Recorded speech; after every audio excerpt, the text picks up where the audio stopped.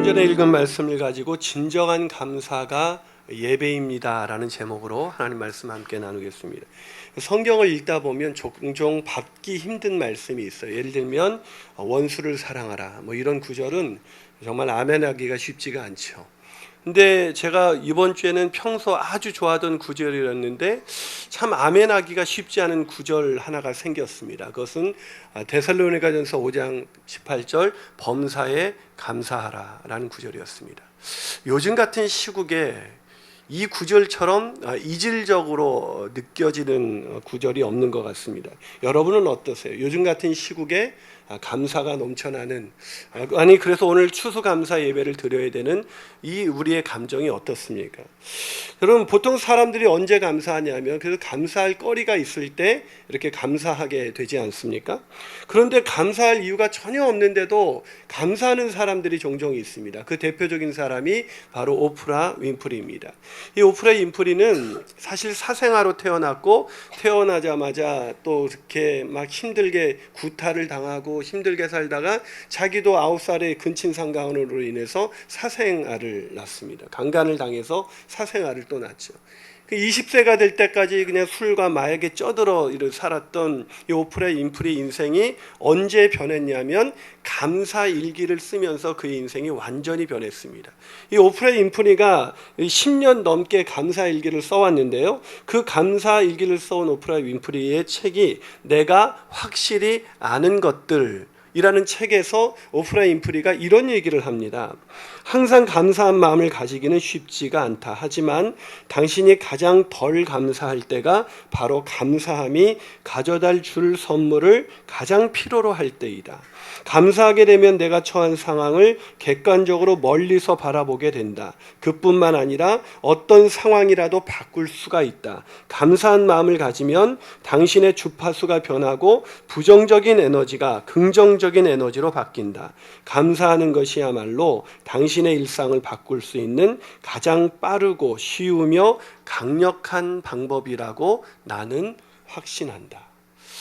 그래요. 감사할 때 감사가 필요한 것이 아니라 감사할 이유가 전혀 없을 때 오히려 우리에게는 절실히 감사라는 것이 필요한 것입니다. 그 감사가 우리의 내일을 만들어갈 수가 있기 때문입니다. 그러기에 도저히 감사할 수 없는 지금, 허탈감과 분노마저 일어나는 지금에 맞이하는 이 추수감사 예배야말로 우리에게 가장 절실한 필요가 아닐까 생각합니다. 오늘 본문은 다윗의 시대의 3대 악장 으로 불리는 사람 중에 한 사람인 아삽이라는 사람이 쓴 첫 번째 시편입니다. 이 아삽이라는 사람은 쉽게 말하면 강등만 전사님 같은 역할을 하신 분이에요. 평생 예배를 인도하는 사람이었습니다. 그렇기 때문에 이 사람은 예배에 있어서 무엇이 가장 중요한지를 잘 아는 사람이죠. 이 사람이 시편 50편에서 예배에 있어서 가장 중요한 게 뭔가? 그것은 바로 감사로 예배드리는 것입니다 라고 우리에게 말하고 있는 것입니다. 그래서 시편 50편의 주제는 감사 예배를 받으시는 하나님이라는 주제로 50편 전체가 기록되어 있는 것입니다. 이 시편 50편을 통해서 아삽은 하나님께 감사로 예배드리는 것이 얼마나 중요한지, 감사할 거리가 없을 때 우리가 감사함으로 나가는 것이 얼마나 중요한지 우리에게 가르쳐주고 있는 것입니다. 자, 그렇다면 감사할 거리가 없을 때 우리가 감사로 예배하는 게 왜 우리에게 그렇게 절실하게 필요한 것일까요? 첫 번째로 감사할 때 하나님과의 관계가 회복되기 때문입니다. 뭐라고요? 감사할 때 하나님과의 관계가 회복됩니다. 혹시 이미 입신에 빠지신 분이 계시니까 우리 옆 사람을 쳐다보시면서 감사할 때 관계가 회복됩니다. 인사해 볼까요? 시작. 관계할 때 하나님. 자, 과연 그런지 우리 본문 1절을 한번 같이 읽어볼까요? 본문 1절입니다. 시작. 전능하시니 여호와 하나님께서 말씀하사 해 돋는 데서부터 해 지는 데까지 세상을 부르셨다. 누구를 부르셨다고요? 세상을 부르셨어요. 근데 세상을 어디서부터 부르셨어요? 해 돋는 데서부터 해 지는 데까지, 즉 모든 세상을 다 부르신 것입니다. 무슨 일이 일어난 것일까요? 또 부른 사람들이 있습니다. 자, 본문 5절을 한번 같이 읽어볼까요? 본문 5절입니다. 시작. 이르시되 나의 성도들을 내 앞에 모으라. 누구를 모으라고요? 성도들을 모으라. 왜 하나님께서 세상에 있는 모든 피조물들을, 사람들을 다 부르고 거기에 성도들을 불러서 소환하신 것일까요? 그것은 이 하나님과의 인격적인 관계, 언약 관계를 맺고 있는 이 이스라엘 백성이 하나님 앞에서 예배를, 형식적인 예배를 드리고 있었기 때문입니다.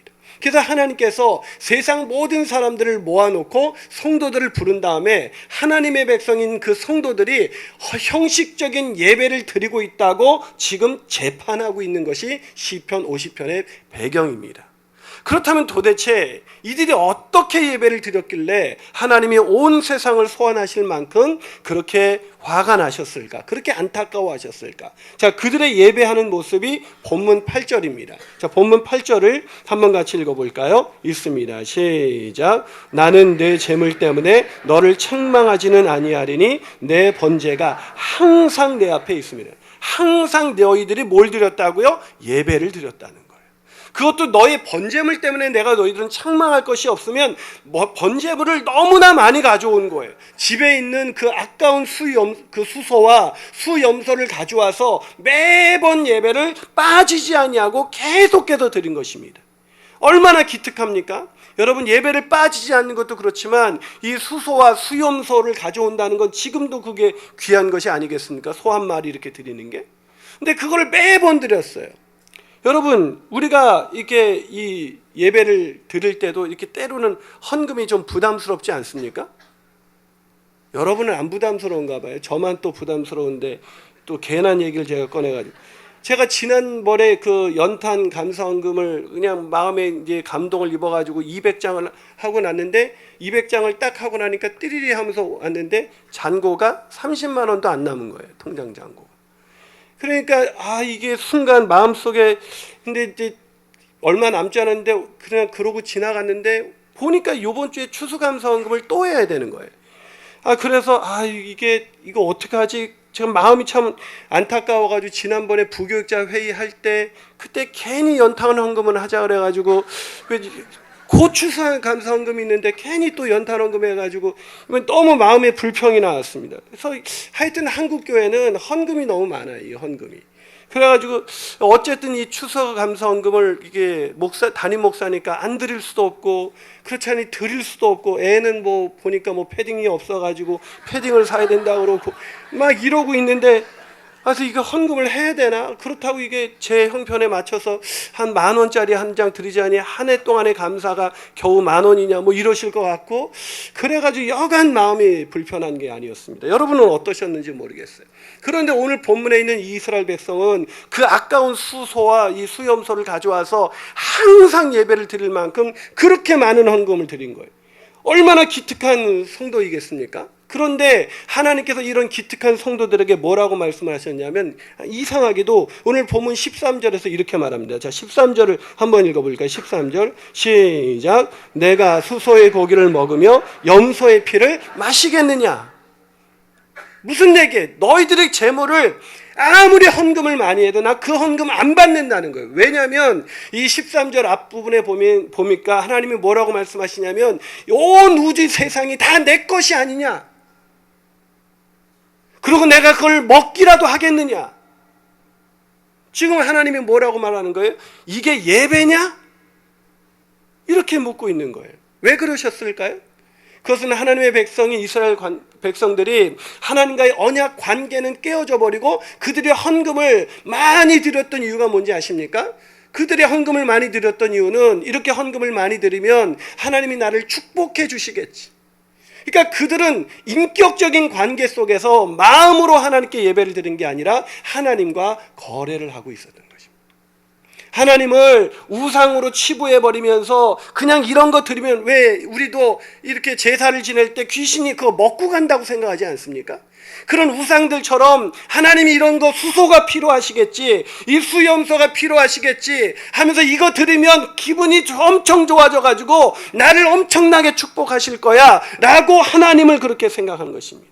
그때 하나님이 그렇게 예배하는 자들을 향해서 이게 예배냐? 이거 요즘 유행하잖아요. 이게 나라입니까? 이게 예배냐? 그러면서 하신 말씀이 오늘 본문 22절에서 23절입니다. 자, 오늘 본문 22절, 23절 같이 읽어볼까요? 자, 읽습니다. 시작. 하나님을 잊어버린 너희여, 이제 이를 생각하라. 그렇지 아니하면 내가 너희를 찢으리니 건질 자가 없으리라. 감사로 제사를 드리는 자가 나를 영화롭게 하나니 그의 행위를 옳게 하는 자에게 내가 하나님의 구원을 보이라. 하나님을 잊어버린 너희여. 그렇게 많은 예배를 드렸지만 하나님과 인격적인 관계가 깨어져서 하나님을 단 한 번도 생각한 적이 없는 그런 너희들이 드리는 제물 다 필요 없다. 내가 원하는 것은 너희들의 마음속에서 진정한 감사, 내가 너희들을 어떻게 다루었고 너희들을 어떻게 사랑했고 내가 너희를 어떻게 인도했는지 너희들이 그걸 아는 데서 오는 그런 진정한 감사의 고백 한마디를 난 듣고 싶다. 이게 하나님의 심정인 거예요.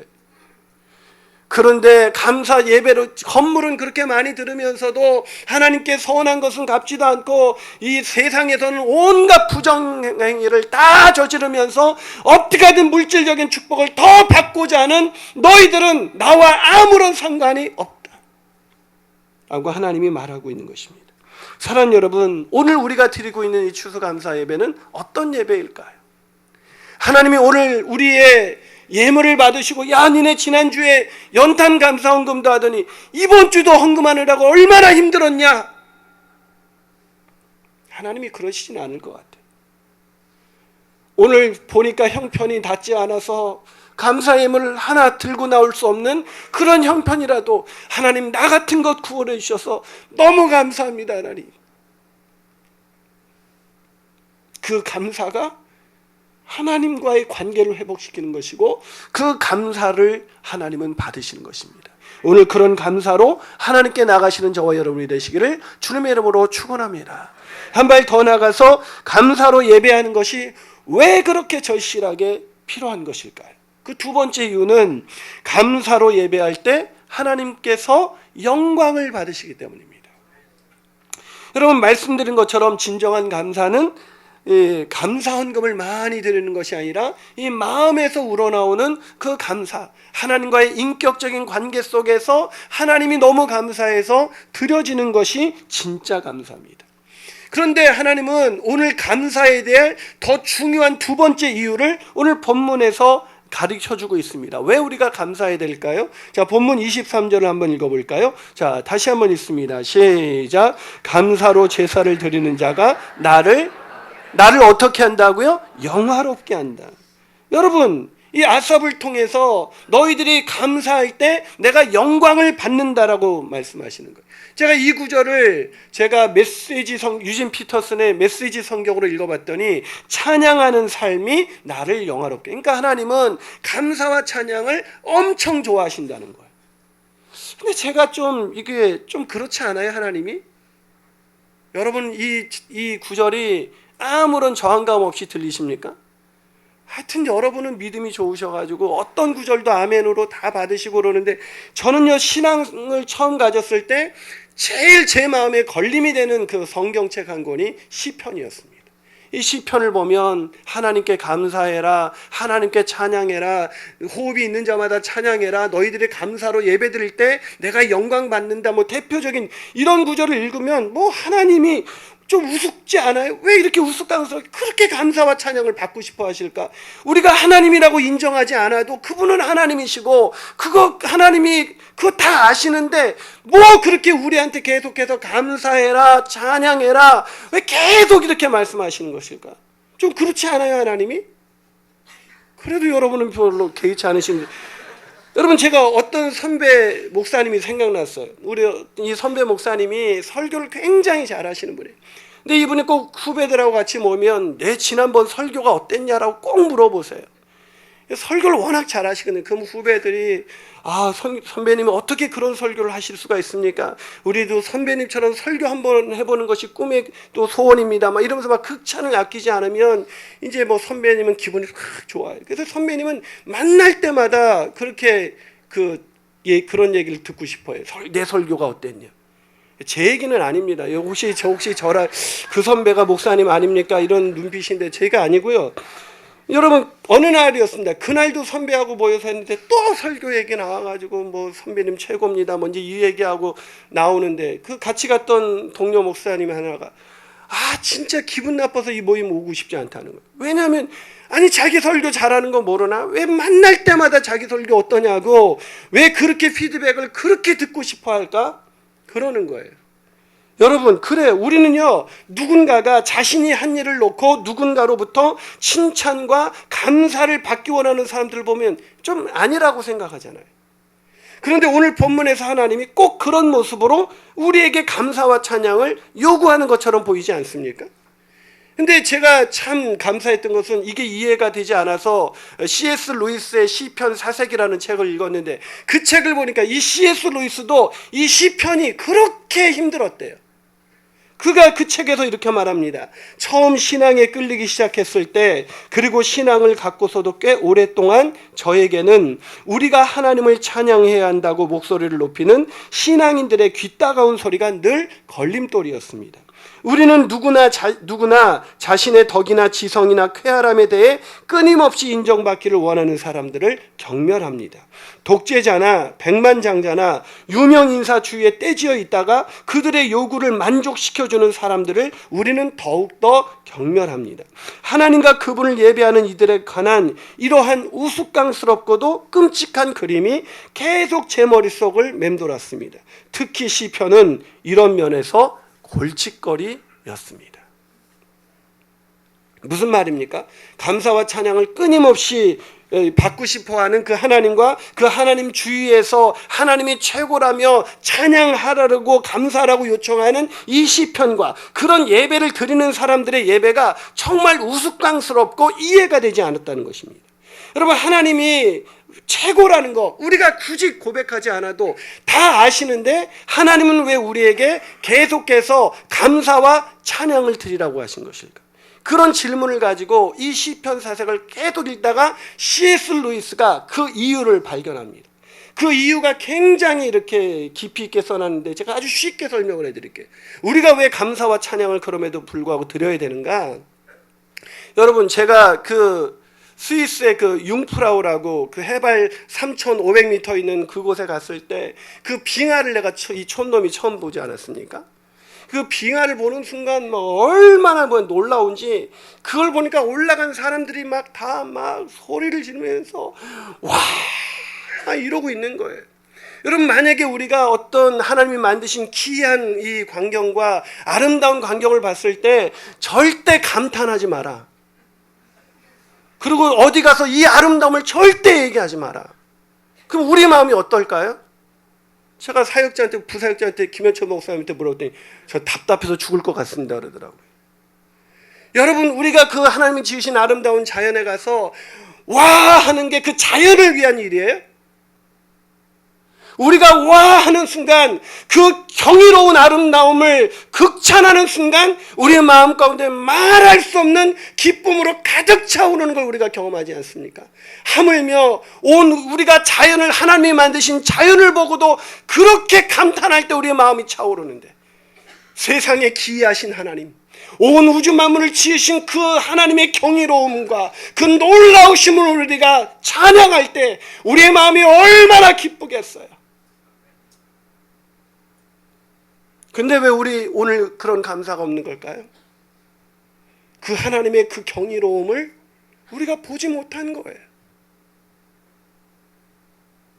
여러분 하나님이 오늘 너희들이 감사와 찬양을 드릴 때 내가 나를 영화롭게 한다는 얘기는 제발 좀 찬양 좀 해줘라고 부탁하고 있는 게 아니에요. 하나님은 홀로 영광받기 합당하신 분이에요. 그 경이로운 하나님을 찬양할 때, 우리의 마음이 기쁨으로 가득 차오를 때, 그 하나님이 지으신 피조물 중에 인간이라는 존재가 그 하나님을 찬양하고 감사할 때 오는 그 경이로운 감정이 그 안에 차오르게 될 때, 하나님이 그것이 하나님께 영광이 된다는 뜻입니다. 그래서 하나님은 우리에게 찬양하라 그러는 거예요. 감사하라 그러는 거예요. 사랑하는 여러분, 감사하십시오. 찬양하십시오. 그래도 아멘이 안 해. 그게 아멘입니까, 그게? 요번에도 강사가 올 때마다 저한테, 목사님네 교인들은 그렇게 아멘을 안 하세요. 제가 세상 말로 쪽팔려 죽겠습니다. 뭐 이렇게 감탄하는데, 자연에 가가지고는 와! 막 이러고 와가지고 융프라고 가봤냐고 막 그러면서 하나님한테는 아멘. 여러분 감사하십시오. 찬양하십시오. 감탄하시기 바랍니다. 그렇다면 기쁨이 충만해진 우리를 통해서 하나님은 영원하게 될 줄로 믿습니다. 마지막으로 감사로 예배하는 것이 왜 그렇게 우리에게 절실히 필요한 것일까? 이 세 번째 이유는 감사로 예배할 때 하나님의 구원하심이 있기 때문입니다. 우리가 아무리 환난 중에 있어도 감사하면 하나님이 그 환난 중에서 우리를 건지신다는 거예요. 여러분 이것이 시편 23, 오늘 보면 23절, 50편 23절 다시 한번 읽어볼까요? 있습니다. 시작. 감사로 제사를 드리는 자가 나를 영화롭게 하나니 그의 행위를 옳게 하는 자에게 내가 하나님의 구원을 보이리라. 누구에게 하나님의 구원을 보인다고요? 감사로 예배하는 자. 그래서 너무 감사가 충만한 사람, 여러분 감사가 충만한 사람이 범죄하는 거 본 적 있어요? 감사하면요 선행을 베풀 수밖에 없어요. 올바르게 살아갈 수밖에 없어요. 그게 진정한 감사예요. 감사원금 엄청나게 드리고 세상에 나가서 온갖 부정의한 행동을 다 하는 게 그게 감사가 아니에요. 오늘 감사로 나를 예배하는 자, 그래서 그 행위를 옳게 하는 자에게 내가 그를 환난에서 건지리라. 이게 시편 50편의 주제예요. 그래서 보면 이걸 또 강조하는 게 14절과 15절에 있습니다. 자, 14절 15절 한번 읽어볼까요? 시작. 감사로 하나님께 제사드리며 지존하신 이에게 내 서원을 갚으며 환난 날에 나를 부르라. 내가 너를 건지리니 내가 나를 영원하게, 내가 환난 날에 너를 건질 것이다. 네가 감사로 예배할 때 환난 날에 내가 너를 건지리라. 할렐루야. 여러분 그렇습니다. 감사하는 자는요 아무리 환난을 만나도 그 환난에서 건지시는 하나님을 만날 수밖에 없는 거예요. 우리가 아직도 환난 가운데 있는 것은 상황이 안 좋아서가 아니라 우리가 감사하지 않기 때문에 여전히 환난 가운데 있다는 것을 아셔야 되는 거예요. 여러분 우리의 불평할 거리가 있기 때문에 불평거리가 없어지지 않는 게 아니라 우리가 아직도 감사하지 않기 때문에 그 불평거리가 사라지지 않는 거예요. 배우자를 계속해서 불평해 보세요. 그 인간은 계속해서 그 인간으로 남을 거예요. 애들에게, 배우자에게, 만나는 모든 사람에게 감사해 보기 시작했어요. 그러면 환난은 사라집니다. 제가 아주 좋아하는 강연 프로그램 중에 KBS의 강연 100도시라는 프로그램이 있습니다. 제가 이 프로그램을 아주 좋아합니다. 왜냐하면 그 순수한 아마추어들이 나와서 강연을 하는데 그 마음에 감동이 있어요. 제가 후배들한테 설교를 가르칠 때 그럽니다. 대학원생들한테. 이 강연 100도시를 본 적이 있냐? 그들에게 그것이 왜 사람들의 마음을 감동시키냐? 거기에는 자신들의 삶의 스토리가 있지 않냐? 우리도 말씀대로 살아낸 스토리가 있을 때 설교가 감동이 되는 것이지 그냥 막 설교학적으로 수사학적으로 뭔가를 많이 연구한다고 되는 게 아니다. 근데 그때 2013년 1월에 그 김희아라는 한 여성이 나왔습니다. 근데 이 여성이 안면에 이 장애가 있었습니다. 그래서 태어나자마자 포대기에 쌓인 채 보육원에 버려짐을 당했어요. 이 사진에 보시면 보이겠지만 왼쪽 이 얼굴을 덮고 있는 이 커다란 이 검은 모반으로 인해서 얼굴이 얼마나 흉했으면 그 엄마가 애를 낳고 얘를 키울 수가 없어서 보육원에 갖다 버린 것입니다. 부모의 얼굴도 모르고 이름도 모른 채 보육원에서 자란 그녀는 얼굴 때문에 수많은 수치와 멸시와 사람들에게 놀림을 받으면서 이렇게 자랐는데요. 한 번은 이런 일이 있었습니다. 한 번은 김희아라는 이 아이가 초등학교 3학년 때 미술 시간에 이 미술 그 준비물을 못 가져갔어요. 이 보육원에서 자라다 보니까 이제 충분히 그걸 이렇게 준비물을 비싸서, 우리도 어렸을 때 왜 뭐 포스터 칼라 사다 가야 된다면 막 혼나고 그러지 않았습니까? 그러니까 준비를 못 해간 거예요.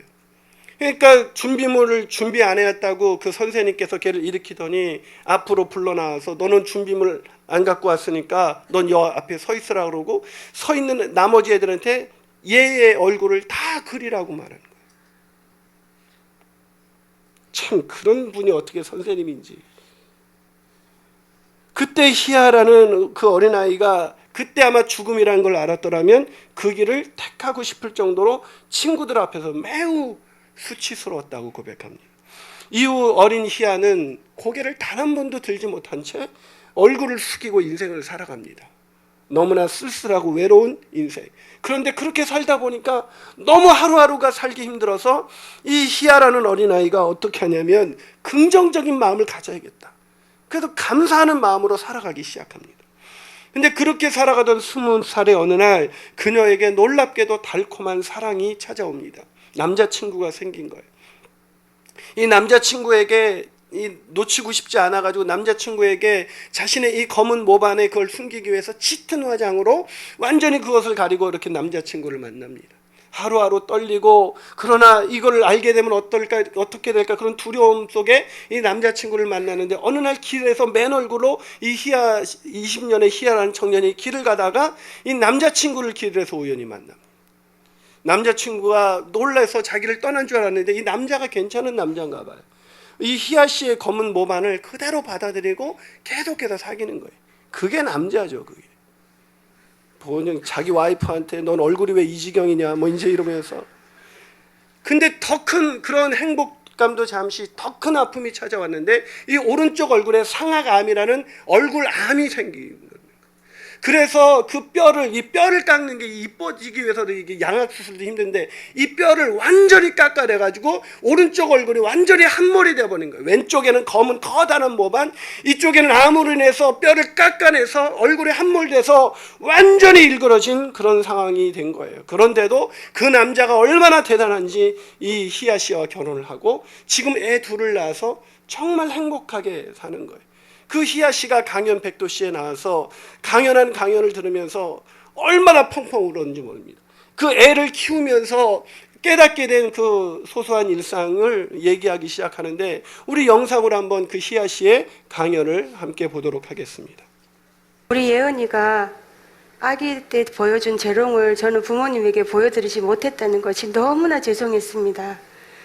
그래서 또 이렇게 아픈 모습을 가지고 태어나서 엄마 마음을 아프게 해드리고, 태어나자마자 불효를 저질렀고 또 태어나자마자 어쩔 수 없이 떨어져 살아야 하게 했으니 엄마의 마음은 얼마나 아프셨을까요? 저는 부모님을 원망하지 않습니다. 당신이 일찍 세상에 저를 놓아주셨기에 보육원에서의 단체 생활은 작은 사회가 되어서 빨리 아프고 빨리 이겨내고 빨리 슬프고 빨리 눈물을 닦을 수가 있었습니다. 저에게 아픔이 없었다면 감사를 몰랐을 것입니다. 저에게 슬픔이 없었다면 기쁨도 몰랐을 것입니다. 비록 좌절과 아픔에는 우리가 힘들고 어려운 것만 있다 보일지는 모르지만 저는 그 속에서 감사의 씨앗을 발견했습니다. 사람들은 너무나 힘겹고 어렵기에 아픈 것을 만나고 슬픈 일을 만나고 고통과 힘든 일을 만날 때에는 불평의 씨앗이 너무 커서 그것만 보입니다. 그렇지만 제가 아플 때 찾았던 그 감사의 씨앗은 너무나 작아서 눈에 보이지 않았지만 그 씨앗에 남들이 저에게 던지는 아픈 시선들, 아픈 마음들, 그 눈물로 그 감사의 씨앗을 키우기 시작했습니다. 그 감사의 씨앗이 자랐는데 그냥 따뜻한 햇빛 받고 잔잔한 비바람만 맞았다면 그 감사의 나무는 그냥 작게 자랐겠지만 사람들이 저에게 어떤 말을 할지라도 저는 거기에 아파하지 않았습니다. 저에게 밥맛이야라는 말을 하기도 하고 내가 네 모습이면 나는 죽었다라는 말도 하지만 저니까 당신이 감당할 수 없기에 저는 감당할 수 있습니다. 당신은 어울리지 않기에 없는 것이고 저는 어울리기 때문에 저에게 있는 것이라는 생각을 했습니다. 저는 좌절로는 이 세상을 살아갈 수가 없었어요. 어떻게 해서든 감사를 찾아야만이 살아갈 수가 있었어요. 저의 얼굴 암이라는 게 여기에 오지 않은 게 너무너무 감사했고요. 이 암이라는 게 비록 저는 거울을 봐야만 보이지만 남들이 저의 모습을 눈빛으로 네 모습이 어떻다라는 걸 말을 해주지만 저는 이 모습에서 아픈 것보다 감사한 것을 더 많이 찾습니다. 그래서 저는 부모님에게 말씀드리고 싶습니다. 어머니, 당신은 저에게 이렇게 큰 복점을 주셨습니다. 어머니, 당신은 저에게 생명을 주셨습니다. 엄마, 이렇게 태어나서 정말 죄송하고요. 엄마, 저를 낳아주셔서 감사합니다. 그리고 엄마, 정말 엄마라고 방송으로 이렇게 불러볼 수 있게 해주셔서 감사드리고요. 엄마, 그리운 만큼 엄마 당신을 사랑합니다.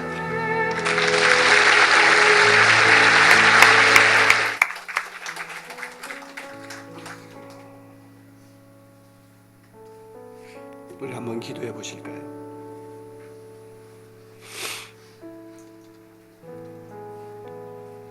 사랑하는 여러분, 도대체 희아 씨의 이 감사는 어디서 나온 것일까요? 태어나자마자 안면 장애로 있는 그 아기를 버린 엄마, 그 엄마에게 사랑한다고, 감사하다고 말할 수 있는 그 감사는 도대체 어디서 나온 것일까요? 크리스천인 그리고 한 교회 집사님이신 김희아 집사님은 한 간증 집회에서 이렇게 말했습니다. 제 삶의 힘, 그것은 하나님이 말씀하신 범사에 감사하라입니다. 사랑하는 여러분, 이해할 수 없는 고난과 역경 속에서 감사를 잃어버리셨습니까? 계속되는 환난과 고통 속에서 우울한 삶을 보내고 계시나요? 그렇다면 오늘이야말로 그 어느 때보다도 우리가 더 큰 감사와 찬양으로 하나님을 바라보며 그렇게 나를 지으시고 오늘 그런 환경 속에 있는 나를 향해서 오늘도 웃고 계시는 그 전능하신 하나님을 바라보면서 우리가 감탄해야 합니다. 하나님 감사합니다. 나니까 견딜 수 있어서 이런 고난 주셔서 감사합니다. 나니까 견딜 수 있도록 이런 고난과 아픔을 주셔서 내가 더 큰 감사의 나무를 키워갈 수 있도록 해주셔서 감사합니다. 우리는 조금만 없어도 불평이 나오고 조금만 내 뜻대로 안 되고 누군가가 나에게 멸시하는 말 한마디만 해도 그 사람을 다시 쳐다도 안 보면서 교회에 나오면서도 우리가 그렇게 척지고 살아가는 게 우리의 그런 좁은 마음인데, 그렇게 어려서부터 고개 한번 들지 못하고 평생을 멸시와 천대 속에서 그렇게 자랐던 이 김희아 씨가 어떻게 그렇게 감사할 수 있었을까요? 그것은 그 마음 가운데 하나님과의 인격적인 관계, 하나님이 그 자매를 얼마나 사랑하는지, 그 자매를 얼마나 아끼는지, 그런 희아 자매를 위해서 하나님께서 생명을 십자가에 버리셨다는 것을 깨달았기 때문이 아니었겠습니까? 그런데 왜 우리는 그 사실을 깨달았다고 동일한 믿음을 갖고 있으면서도 오늘 우리 마음 가운데 저처럼 목사가 돼가지고 감사헌금 얼마나 드릴까? 그거 가지고 하나님이 어떻게 할까 생각하면서 그렇게 찌질하게 오늘 마음속에서 돈 없이는 못 살 것 같고, 건강 잃어버리면 못 살 것 같고, 내 인생에 고난이 오면 다 모든 것이 무너진 것 같은, 그래서 마음속에 기쁨과 감사가 사라진 채 오늘 우리가 추수감사절을 맞이하고 있는 거 아니겠습니까? 이 김희아 집사님께서 늘 힘들 때마다, 하나님 앞에 감사하기 어려울 때마다 불렀던 찬양이 있다고 합니다. 그 찬양이 바로 똑바로 보고 싶어요라는 찬양이에요. 한번 여러분 기도하시는 마음으로 감사가 사라진 여러분의 마음을 한번 김희아 씨가 이 찬양을 불러준다고 생각하고 조용히 눈을 감고 한번 우리 강등만 전사님의 목소리로 이 찬양을 한번 들으시면서 묵상하시겠습니다.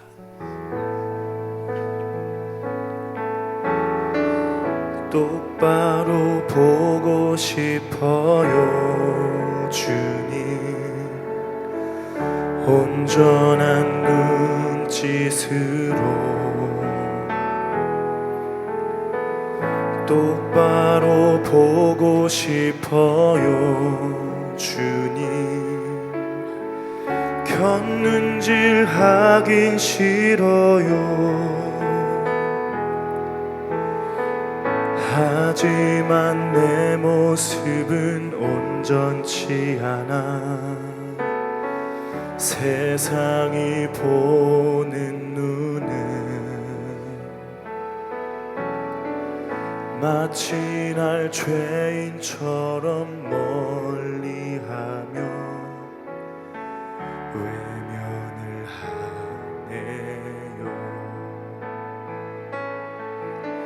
주님, 이 낮은 자를 통하여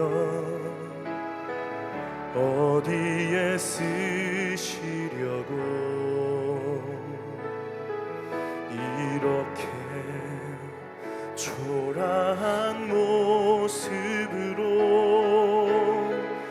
만들어 놓으셨나요? 당신께 드릴 것은 사모하는 이 마음뿐, 이 생명도 달라시면 십자가에 놓겠으니 거울뿐인 육신 속에 참빛을 심게 하시고 가식뿐인 세상 속에 미랄로 썩게 함께 찬양하시겠습니다. 하소서. 주님, 이 낮은 자를 통하여 주님, 이 낮은 자를 통하여 어디에 쓰시려고 이렇게 초라한 모습으로 만들어 놓으셨나요? 당신께 드릴 것은 사모하는 이 마음뿐, 이 생명도 달라시면 십자가에 놓겠으니 거울뿐인 육신 속에 참빛을 심게 하시고 가시꾼인 세상 속에 미랄로 썩게 하소서. 다시 한번 고백합니다. 똑바로 보고 싶어요. 똑바로 보고 싶어요 주님, 온전한 눈짓으로 똑바로 보고 싶어요 주님, 곁눈질 하긴 싫어요. 하지만 내 모습은 온전치 않아 세상이 보는 눈은 마치 날 죄인처럼 멀리하며 외면을 하네. 주님 이 낮은 자를 통하여 어디에 쓰시려고 이렇게 초라한 모습으로 만들어 놓으셨나요? 당신께 드릴 것을 사모하는 이 마음으로 이 생명도 달라시며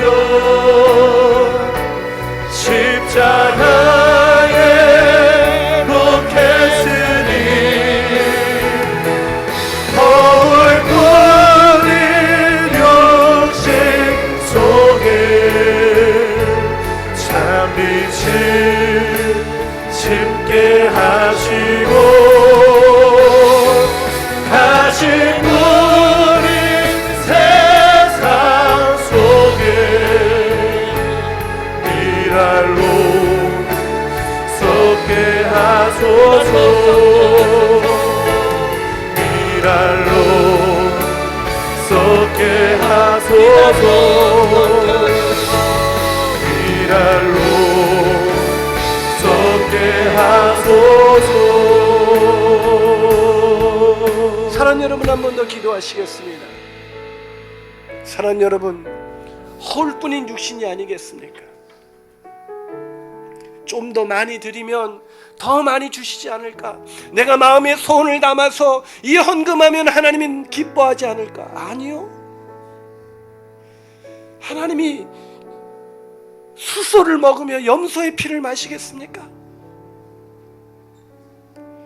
하나님이 필요한 것은 하나님의 은혜가 너무나 커서 나를 사랑하사 나를 위하여 자기 몸을 아낌없이 내어주신 그 하나님의 놀라운 사랑 앞에서 허울뿐인 인생, 망가진 인생, 그 인생을 사랑하시는 하나님을 대면하는 순간 나를 자녀 삼아주신 하나님의 그 놀라우신 은혜, 그 은혜가 너무나 커서 하나님 감사합니다. 드릴 것이 이거밖에 없습니다. 드릴 것이 이 마음밖에 없습니다. 드릴 것이 이 몸밖에 없습니다. 주님, 나를 받아주십시오. 내가 주님의 뜻 가운데 살아내기를 원합니다. 주님의 뜻 가운데 살아가기를 원합니다. 라는 그 예배가 하나님이 받으시는 감사 예배입니다. 그게 예배입니다. 우리가 드리는 찬양, 우리가 드리는 헌금, 그게 예배가 아니라 왜 환난에서 벗어나지 못하고 있습니까? 왜 상황이 누군가를 미워하고 환경을 탓하고 저주하면서 왜 우리는 오늘도 이 감사절에 왜 터져나온, 왜 자연을 바라보면서 하나님이 주신 자연을 바라보면서도 터져나왔던 그 탄성이 왜 오늘 우리의 이 시간에 우리에겐 없는 것일까요? 우리가 이스라엘 백성처럼 하나님을 잊은 것입니다. 하나님을 망각하고 살아가고 있는 것입니다. 오늘 나를 이렇게 살게 하신 하나님, 주님, 기미한 집사님하고 비교할 수 없는 이 넉넉한 은혜로 오늘 나를 채워주시었음에도 불구하고 더 많은 것을 얻고자 오늘도 하나님 앞에서 주님 원망하고 불평하고 살아가는 우리의 마음 때문인 것입니다. 저는 오늘 이 감사 예배가 회개로 나가는 시간이 되었으면 좋겠습니다. 회개로 나가는, 주님 감사하지 못했습니다. 하나님을 잊고 살았습니다. 관계가 깨어져 버렸습니다. 내가 얼마나 소중한 존재인지 잃어버렸습니다. 아버지 하나님, 나를 사랑하신 그 주님의 사랑 앞에서 진정한 감사로 이제 예배하기를 원하오니 나를 받아주시옵소서. 우리 그런 간절한 마음으로 우리 이 시간 주님 앞에 나갔으면 좋겠습니다. 함께 기도하시겠습니다. 아버지 하나님, 똑바로 보고 싶습니다. 주님을 제대로 바라보기를 원합니다. 온전한 믿음으로, 온전한 눈짓으로 주님을 바라보고 싶습니다. 아버지 하나님, 주님을 바라보지 못해 하나님을 잊은 상태에서 오늘 나에게 주어진 것을 목사가 돼가지고 헌금을 부담스러워하면서 오늘을 살아갈 수 있는 이 불쌍한 주님 아버지 하나님, 감격하고 주님 도와주시옵소서. 주님, 이게 예배입니까?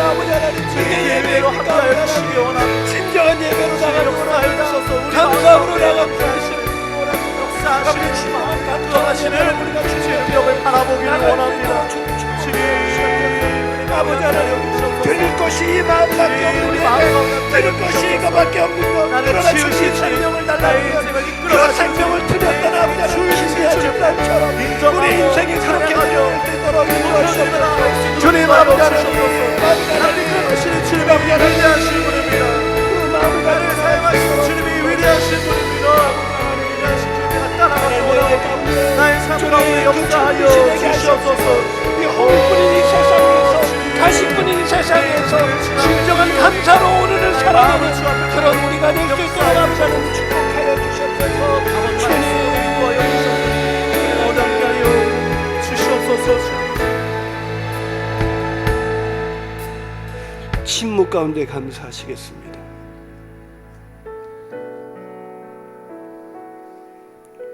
감사와 탄성은 억지로 지어내는 것이 아닙니다. 아름다운 자연을 볼 때 탄성이 나오는 것을 막을 수가 없듯이 하나님을 본 사람은 그 탄성을 멈출 수가 없어. 오늘도 감사함으로 내게 가진 것 아무것도 없어도 내게 돌아오는 것 멸시와 천대뿐이라 할지라도 그 하나님을 본 사람은, 하나님을 잊지 않는 사람은 오늘 감사함으로 예배할 수가 있는 것입니다. 하나님 그 감사로 평생을 살아갈 수 있도록 인도해 달라고 잠시 침묵 가운데 기도하겠습니다.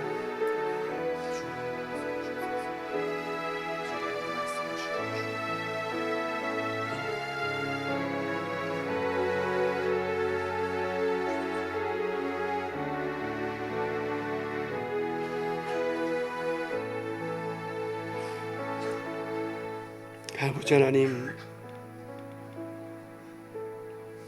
감사합니다. 정말 감사합니다. 하나님 감사합니다. 이런 자를 진멸하지 아니하시고 내치지 아니하시고 다시 한번 이 감사의 예배의 자리에 서게 하시니 감사합니다. 그 감사로 평생을 살아가는 우리 사랑하는 성도들과 제가 될 수 있도록 인도해 주시옵소서. 부부간에 감사하게 하시고 자녀 때문에 감사하게 하시고 부모 때문에 감사하게 하시고 건강 때문에 감사하게 하시고 질병 때문에 감사하게 하시고 얻은 것 때문에 감사하게 하시고 잃어버린 것 때문에 감사하게 하시고 오늘 여기 있음에 감사하게 하시고 앞으로 살아갈 수 있게 하심에 감사하면서 평생을 살아가는 우리 모두가 되게 하여 주시옵소서.